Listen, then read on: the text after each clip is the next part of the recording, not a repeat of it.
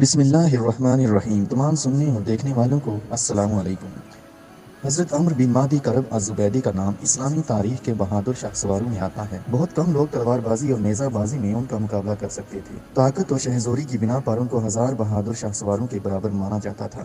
زمانہ جاہلیت میں ڈاکہ زنی ان کا پیشہ تھا، تاہم 10 ہجری کو انہوں نے اسلام قبول کیا۔ ایک دفعہ حضرت عمر فاروق کے زمانہ خلافت میں حضرت عمر بن مہدی کرب مدینہ منورہ آئے اور امیر المومنین حضرت عمر فاروق رضی اللہ تعالیٰ عنہ کی خدمت میں حاضر ہوئے۔ ان کے جہاد میں بے مثال کارناموں کی بنا پر حضرت عمر رضی اللہ تعالیٰ عنہ ان کی بڑی قدر کرتے تھے۔ وہ دونوں کافی دیر باتیں کرتے رہے اور زمانہ جاہلیت کا ذکر آیا تو امیر المومنین نے ان سے پوچھا، اسلام قبول کرنے سے پہلے تمہیں ہر قسم کے لوگوں سے واسطہ پڑا ہوگا، یہ تو بتاؤ کہ تم نے اپنی زندگی میں سب سے زیادہ بزدل، سب سے زیادہ مکار اور سب سے زیادہ بہادر کس کو پایا؟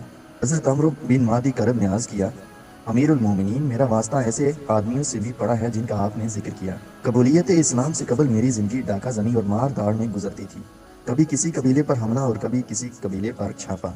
میرے خاندان کی گزر بسر اسی طرح ہوتی تھی۔ میری بہادری، بے خوفی اور شہزوری کی وجہ سے لوگ میرا نام سن کر کانپ اٹھتے تھے اور کوئی میرا مقابلہ کرنے کی جرت نہ کرتا۔ ایک دن میں ڈکیتی کے لیے گھر سے نکلا، ایک جگہ دیکھا کہ ایک گھوڑا کھڑا ہے اور اس کے قریب زمین میں نیزہ گڑا ہوا ہے اور پاس ہی ایک شخص زمین پر بیٹھا ہے۔ میں لپک کر اس شخص کے قریب پہنچا اور للکار کر کہا، سنبھل جا، تیرا قاتل آ پہنچا۔ اس نے پوچھا، پہلے یہ بتاؤ کہ تم کون ہو؟ میں نے کہا، عمر بن مہدی کرب زبیدی۔ یہ سنتے ہی وہ شخص سہم کر زمین پر گر پڑا۔ دیکھا تو وہ مر چکا تھا۔ اے امیر المومنین، یہ شخص مجھے اپنی زندگی میں سب سے زیادہ بزدل نظر آیا۔ اب سب سے زیادہ مکار کا حال سنیے۔ ایک دفعہ میں کسی شکار کی تلاش میں نکلا، ایک مقام پر دیکھا کہ ایک گھوڑا کھڑا ہے، اس کے برابر زمین میں نیزہ گڑا ہے اور ایک شخص تھوڑی دور بیٹھا ہے۔ میں نے اپنے گھوڑے کو ایڑ لگائی اور اس کے پاس جا کر بلند آواز میں کہا، سنبھل جا کہ تیرا قاتل آ پہنچا۔ اس شخص نے لاپرواہی سے کہا، کیا سچ مجھ سے لڑو گے؟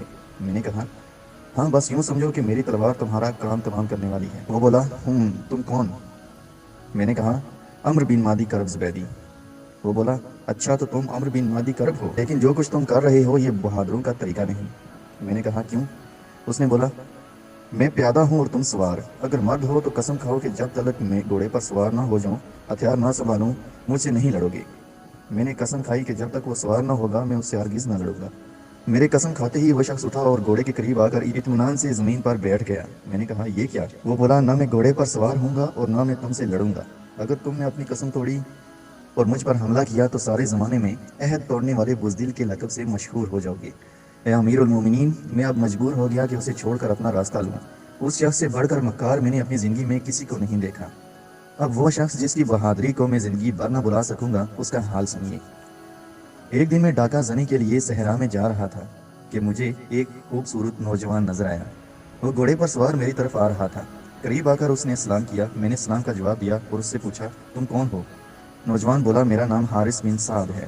میں نے کہا، ہوشیار ہو جا، تیرا قاتل آ پہنچا۔ حارث بولا، کمبخت، تو کون ہے؟ میں نے کہا، عمر بن مہدی کرب زبیدی۔ حارث بولا، وہی حقیر اور ذلیل ڈاکو؟ خدا کی قسم صرف یہ سمجھ کر چھوڑ رہا ہوں کہ تجھ جیسے ذلیل آدمی پر کیا ہاتھ اٹھاؤں۔ اے امیر المومنین، حارث کے منہ سے یہ الفاظ سن کر میں دل میں سخت شرمندہ ہوا، لیکن مجھے سخت غیرت بھی آئی۔ میں نے گرج کر کہا، اب یہ باتیں رہنے دے اور سنبھل جا۔ میں قسم کھاتا ہوں کہ اب اس میدان سے ہم میں سے ایک ہی شخص زندہ بچ کر جا سکتا ہے۔ حارث بولا، میں تجھ سے پھر کہتا ہوں کہ اپنی جان بچا کر چلا جا۔ میں اس گھرانے سے ہوں جس میں سے کسی پر آج تک کوئی شخص غالب نہیں آ سکا۔ میں نے کہا، میں بھی ویسا ہی ہوں۔ حارث بولا، اچھا تو بتا تجھے کیا پسند ہے، پہلے میں وار کروں یا تو کرے گا؟ میں نے کہا، میں ہی حملہ کرتا ہوں، سنبھل۔ یہ کہہ کر میں نے اپنی پوری طاقت سے اس کو نیزہ مارا۔ مجھے یقین تھا کہ میرا نیزہ اس کی پیٹھ توڑ کر نکل گیا ہوگا، مگر اس نے اپنے گھوڑے پر جھک کر ایسی خوبصورتی سے میرا وار خالی کیا کہ میں حیران رہ گیا۔ اب اس نے اپنے نیزے سے میرے سر کو ہلکا سا چوکا دیا اور کہا، اے عمر، یہ میرا پہلا وار ہے۔ اگر تجھ جیسے ذلیل شخص کو قتل کرنا میں اپنی ذلت نہ سمجھتا تو یہ نیزہ تیرے سر کے پار ہو گیا ہوتا۔ امیر المومنین، یہ جملہ سن کر میں نے اپنے آپ کو اتنا حقیر محسوس کیا کہ موت زندگی سے پیاری معلوم ہونے لگی۔ میں نے بڑے جوش سے حارث پر اپنے نیزے سے دوسرا وار کیا، مگر اس نے بڑی صفائی سے یہ وار بھی خالی دیا اور بجلی کی سی تیزی سے میرے سر میں اپنے نیزے سے یہ کہہ کر چونکا دیا کہ یہ دوسری مرتبہ ہے کہ تجھے چھوڑ دیا ہے۔ اب تو میں ذلت کے دریا میں غرق ہو گیا اور تیسرا وار کیا۔ اس دفعہ وار خالی دیتے وقت وہ گھوڑے کی پیٹھ سے زمین پر گر گیا۔ میں نے خیال کیا کہ بس اب یہ میرے قابو میں آ گیا، مگر دیکھتا کیا ہوں کہ وہ پلک جھپکنے کی دیر میں زمین سے اٹھ کر گھوڑے پر سوار ہو گیا اور اپنے نیزے سے میرے سر کو تیسرا کچوکا دیا اور چلایا، اب یہ تیسری بار ہے کہ تجھے ذلیل سمجھ کر چھوڑا ہے۔